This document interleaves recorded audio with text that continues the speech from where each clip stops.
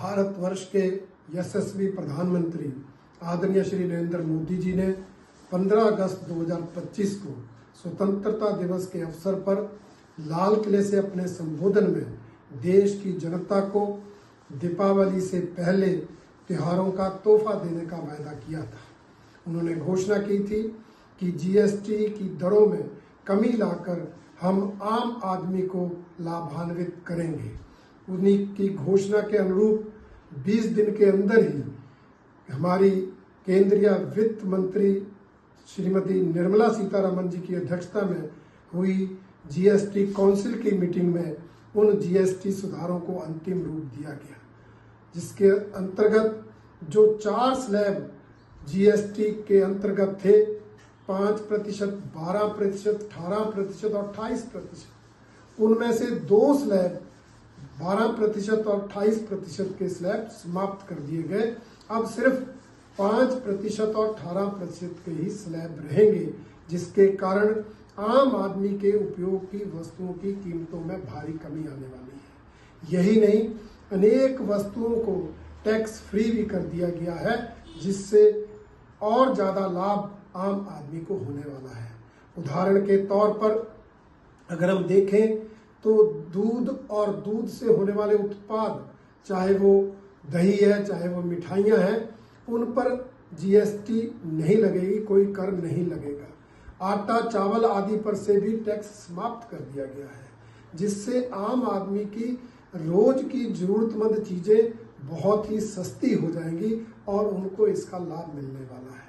यही नहीं, इन सुधारों से हमारे किसानों को लाभ मिलने वाला है। किसानों के उपकरण, चाहे पावर टिलर हैं, चाहे ट्रैक्टर हैं, चाहे अन्य उपकरण हैं, उनमें भी जीएसटी की दरों में भारी कमी आई है। यही नहीं, घरेलू हमारी जो वाहन है, चाहे वो स्कूटी है, स्कूटर है, बाइक है, कारें हैं, उनमें भी जीएसटी की दरों में भारी कमी की गई है, उनकी कीमतें भी कम होने वाली हैं। और स्वास्थ्य बीमा और जीवन बीमा के प्रीमियम को जीएसटी से बाहर रखकर कोई उस पर कर नहीं लगेगा, ऐसी घोषणा करके तो इस केंद्र सरकार ने देश के हर नागरिक को लाभ पहुंचाया है। यही नहीं, इसके अलावा भी इस सुधारों से देश के व्यापारी वर्ग को लाभ होने वाला है, छोटे उद्योगपतियों को लाभ होने वाला है।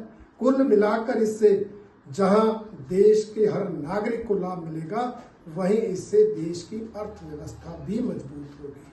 ऐसे सुधार करने के लिए भारतीय जनता पार्टी आदरणीय प्रधानमंत्री श्री नरेंद्र मोदी जी और केंद्रीय वित्त मंत्री श्रीमती निर्मला सीतारमण जी का बहुत बहुत धन्यवाद करती है, उनको बहुत बहुत बधाई देती है। परंतु इस मौके पर मैं कांग्रेस पार्टी के दोहरे चरित्र का भी वर्णन करना चाहता हूँ। जीएसटी काउंसिल की मीटिंग में तो उनके जो कांग्रेस शासित राज्यों के वित्त मंत्री हैं वो समर्थन करते हैं, परंतु बैठक के बाहर राहुल गांधी जी इन सुधारों का विरोध करते हैं और उसके बाद उनके नेता हर प्रदेश में विरोध करने लगते हैं।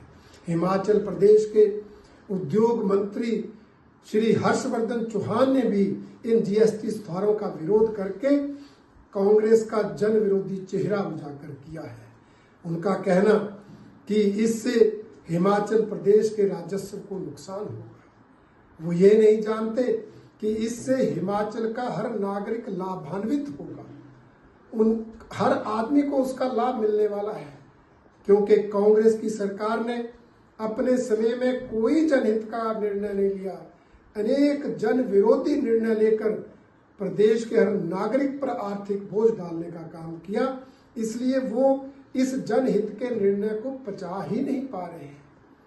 और मैं उनसे ये कहना चाहता हूँ, वो अगर हिमाचल प्रदेश के राजस्व को बढ़ाना चाहते हैं तो भाई हिमाचल प्रदेश में इन्वेस्टमेंट लाएं, निवेश को बढ़ावा दें, हिमाचल प्रदेश में उद्योग लाएं, उससे राजस्व भी बढ़ेगा, उससे युवाओं को रोजगार भी मिलेगा, उससे प्रत्यक्ष अप्रत्यक्ष रूप से करों से भी हिमाचल प्रदेश को लाभ होगा।